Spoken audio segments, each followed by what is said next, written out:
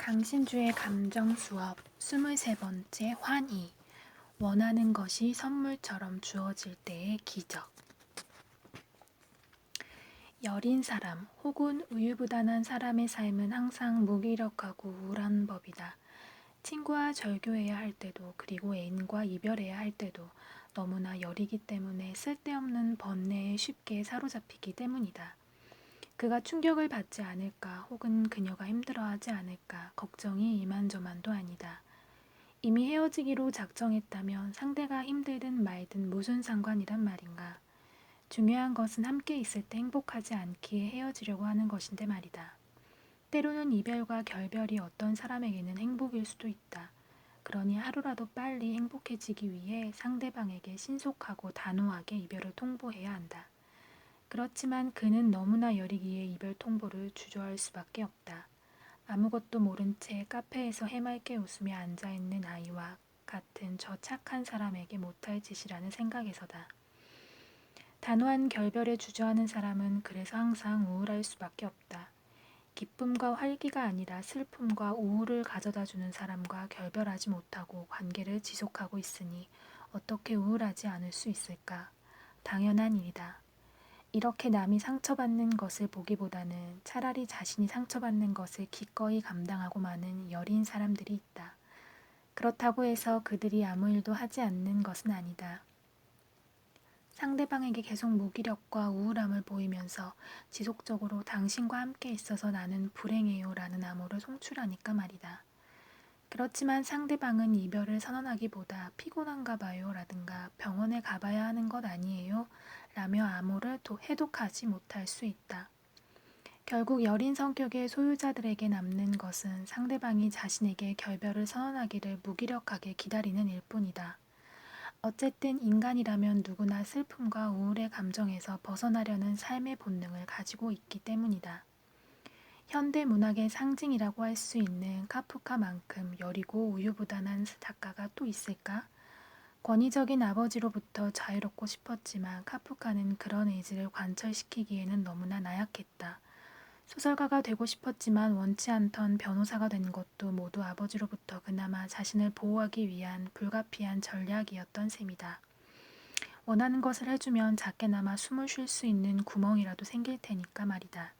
그래서일까 그의 소설에 등장하는 주인공들은 대부분 결별을 스스로 선언하지 못하고 상대방이 먼저 결별을 요구해 주기만을 기다리는 나약함을 드러낸다. 언제 올지 모를 결별 선언을 기다리며 우울함을 감내하는 카프카 주인공들의 모습은 그래서 측은하기까지 하다. 그렇지만 언젠가 어느 순간 상대방이 결별을 선언할 때는 반드시 오기 마련이다. 바로 그 순간 그들의 마음은 어떠했을까?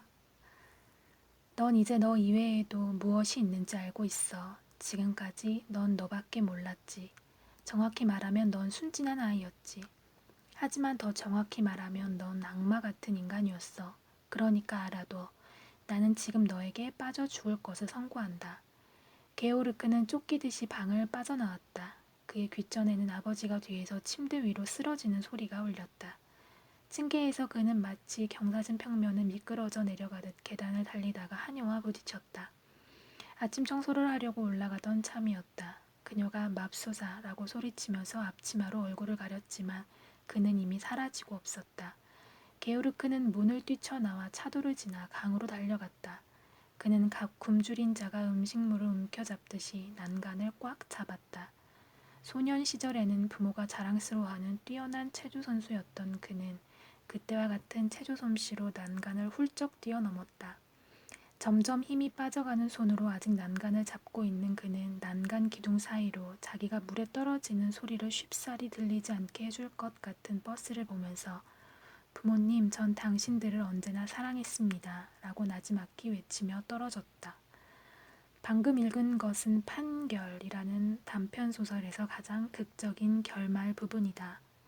아버지에게 벗어나고 싶지만 어떤 조치도 취할 수 없었던 게오르크에게는 기적과도 같은 날이 온 것이다.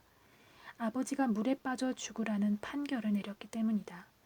판결은 현실의 논리가 아니라 꿈의 논리로 읽어야 한다. 프로이트도 말하지 않았던가? 꿈은 억압된 것의 실현이라고. 아들이 죽으면 아버지도 죽는다. 하긴 아버지는 아들이 있는 존재이고 아들은 아버지를 가진 존재일 수밖에 없으니까. 스스로 아버지를 부정하지 못하고 있던 카프카의 분신 게오르크를 지금 아버지가 부정하고 있는 것이다. 결별에 우유부단했던 사람에게 상대방이 먼저 결별을 선언해주는 순간이다. 드디어 아버지로부터의 자유가 실현된 것이다. 환희의 송가가 나올 정도로 감격스러운 순간이 아니겠는가. 스피노자도 환희라는 감정에 대해 이야기했던 적이 있다. 환희란 우리가 희망했던 것보다 더 좋게 된 과거 사물의 관념을 동반하는 기쁨이다. 무엇인가를 희망했다. 그런데 그 희망했던 것보다 사태가 더 좋게 펼쳐진 것이다. 바로 이럴 때 우리는 환희를 느낀다고 스피노자는 이야기한다. 옳은 지적이다. 신춘문예의 원고를 제출한 시인을 떠올려보자. 최종 심사에라도 오르기를 희망했는데 이게 웬일인가. 자신의 시가 신춘문예 최종 대상으로 뽑혔다는 연락을 받은 것이다. 이럴 때 환희라는 감정이 우리를 감싸게 된다. 혹은 여러 명이 함께하는 동아리 안에 한 선배가 있어서 행복했는데 어느 날 그 선배가 내게 이성으로서 프로포즈를 해온다.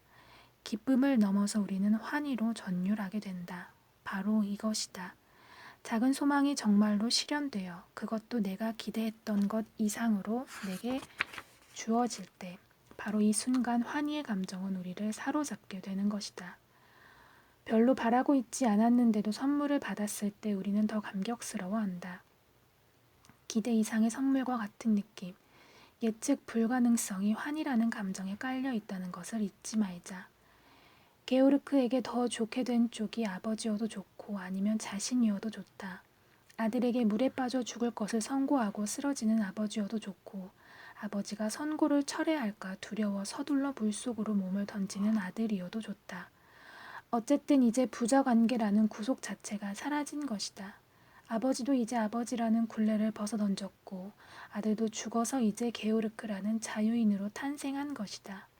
그래서 아버지도 침대에서 쓰러지는 장면과 아들도 물에 빠져 죽는 장면은 매우 상징적이다. 죽어야 다시 탄생할 수 있으니까. 그러니 어떻게 환희의 기쁨이 없을 수 있겠는가. 부모 곁을 떠나 독립할 준비를 다 갖춘 자식, 그렇지만 여려서 부모에게 결별을 선언하지 못하는 자식에게 어느 날 부모가 당장 나가라는 마지막 명령을 내린 것이다. 이보다 더 다행스럽고 고마운 일이 또 어디에 있겠는가. 자식은 부모가 명령을 철회하기 전에 아주 빠르고 신속하게 집을 떠나야만 한다. 서두르지 않으면 부모는 다시 어딜 나가라며 스치미를 뗄 수도 있으니까. 이제 아버지의 선고가 떨어지자마자 서둘러 집 밖으로 나가는 게오르크의 마음이 짐작되는가? 그래서 게오르크의 마지막 말, 부모님, 전 당신들을 언제나 사랑했습니다. 라는 말에 그로테스크한 데가 있다. 부모님을 사랑했다니 정말일까? 아니다. 자신이 끊지 못했던 부자간의 연을 대신 끊어준 부모님을 사랑한다는 것이다. 얼마나 고마운 일인가. 땡큐. 이제 저는 자유입니다. 이것이 바로 카프카의 숨겨진 유머였던 것이다. 그러나 꿈은 꿈일 뿐 현실일 수는 없다. 불행히도 카프카에게 환희의 순간은 결코 오지 않았기 때문이다. 그렇지만 이것은 우리에게 다행스러운 일이었는지도 모른다. 환희의 순간을 기다리면서 카프카는 부단히 환희를 꿈꾸었고 그 결과 우리는 그의 수많은 걸작들을 손에 잡아들 수 있으니까 말이다.